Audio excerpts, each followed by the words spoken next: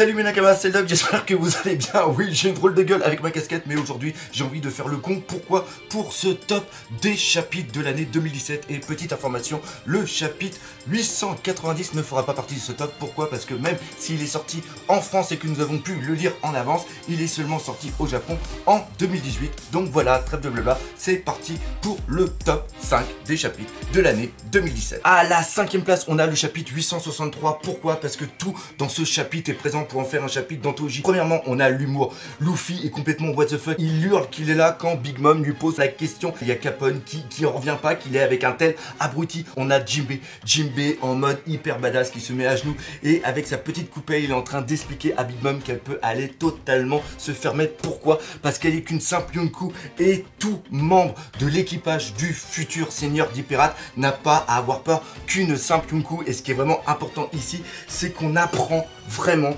que Jinbei appartient à l'équipage des Mugiwara et qu'il ne va pas crever. Quelqu'un d'autre crevera, mais ça on verra ça tout à l'heure. Et le final de ce chapitre est absolument malade.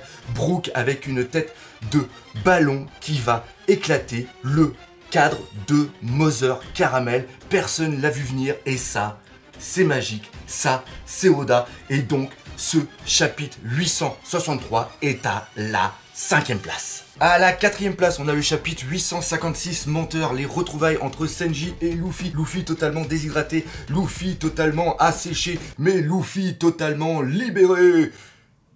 Je crois que je suis en train de me prendre pour quelqu'un d'autre. Bref, tout ce qu'on voit, c'est qu'il y a Sanji qui est revenu avec un petit panier tel la famille Ingalls dans l'épisode 752 de la petite maison d'Apparu.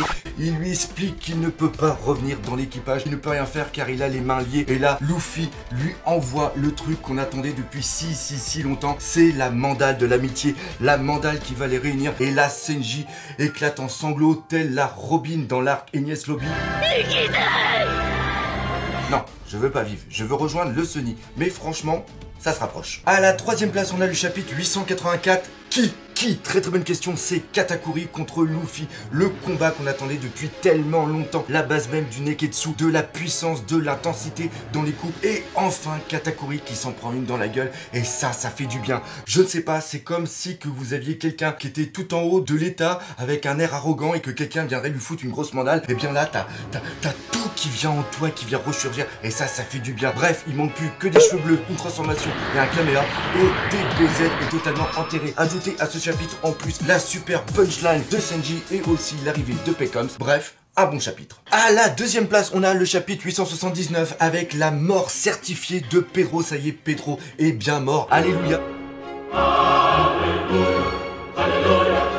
Il nous a pas fait une pelade, il y a tout le monde qui est en train de pleurer, mais Jinbei il est là, Jinbei c'est le boss, il dit qu'on doit aller de l'avant pour que son sacrifice ait servi à quelque chose, sauf que son sacrifice n'a servi absolument à rien parce que il y a Big Mom, la grosse folle, qui est juste derrière avec Perospero qui est encore ici. On s'aperçoit qu'ils sont vraiment dans la merde et ça, ce n'est pas la seule chose. On a le début du combat entre Katakuri et Luffy est franchement dans la merde. Donc on se pose une seule question, mais qu'est-ce qui va se passer? Ça on le sait parce que là c'était en 2017 et maintenant on est en 2018, donc on sait ce qui va se passer. À la 1re place, on a le chapitre 867, Joyeux anniversaire, et ce chapitre était absolument incroyable, meilleur chapitre de l'année, mais surtout meilleur chapitre de ces 5 dernières années, de ces 10 dernières années, et voire même l'un des meilleurs chapitres de tous les chapitres One Piece confondus. Pourquoi? Parce que quand je demande à lire quelque chose, je veux être surpris.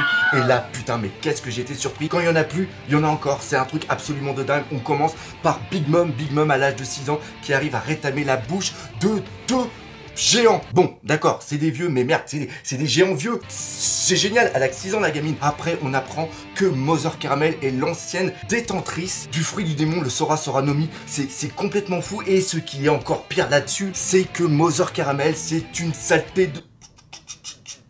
Elle vendait des enfants, c'est une nonne, elle vend des enfants au gouvernement mondial. Et là, on pense qu'on en a fini avec le chapitre, mais non, on n'en a pas encore fini. On apprend que Big Mom a tout simplement tout bouffé. Elle a bouffé Mother Caramel, les enfants, elle a tout bouffé. C'est tellement what the fuck qu'il y en a certains qui l'ont même pas accepté, qui l'ont même pas cru, qui l'ont même pas compris. Et ce qui est encore plus fou là-dedans, on a une nouvelle mise en place de l'absorption d'un fruit du démon. C'est-à-dire que si tu bouffes quelqu'un, tu vas peut-être bouffer son fruit.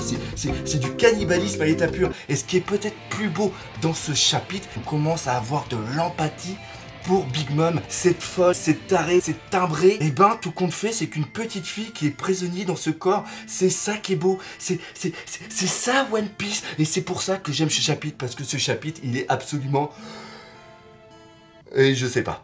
Donc voilà, c'est là-dessus que se termine ce top 5 des meilleurs chapitres de l'année 2017. Vous aurez remarqué dans cette vidéo, je suis totalement parti en live. Ça a été un véritable plaisir. Ça a été une totale improvisation. Dites-moi ce que vous en avez en pensé dans les commentaires. Si vous aimez bien ce style, peut-être que j'en ferai d'autres sur différents thèmes sur One Piece. Je ne sais pas. Restez jusqu'à la fin. Il va y avoir un bêtisier parce que je suis vraiment parti en live. Bref, merci de me suivre aussi nombreux aussi souvent. Merci de défoncer la gueule de ce putain de pouce bleu. Et surtout, n'oubliez pas le principal. Et je veux surtout que vous le ressentiez. One Piece. Ah, oh, avec tout ce qu'on a vu durant cette année. Mais 2017, One Piece, c'était la vie. Mais là, 2018, ça va être... Je ne sais même pas ce que ça va être. Donc voilà, allez. Salut, mes Nakama. Bienvenue pour le top 10 des... Non, le top 5. Mais il y en avait plein d'autres. Donc, allez hop, c'est parti pour le top 5. J'arrête pas de bouger. C'est génial. Ouais. Ne fera pas partie de ce top. Pourquoi? Parce que même s'il est sorti en France en 1900 carrément, allez parti. On à la cinquième place, on a quoi? À la 5e place, ouh putain de sa mère, peut aller se faire mettre, qu'elle peut aller se faire foutre. Pourquoi? Tout simplement parce qu'il est maintenant, il fait partie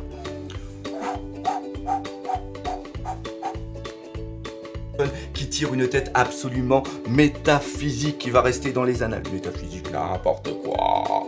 Pour en faire un chapitre, elle peut se mettre la coupe de saké là où elle veut. À la 4e place, on a le chapitre 856, menteur. Pourquoi? Parce que c'est une bonne question. Et Luffy complètement affamé, Luffy au bord de la rupture d'estomac. Dominance qui vient insister sur le côté tragique de cet arc, c'est complètement nul. Pour resserrer les liens, pour aller de l'avant. Non, par là. En thème de One Piece, de One Piece. Ah, c'est là-dessus que se termine ce chapitre, ce top 5 des chapitres. Je vais jamais y arriver.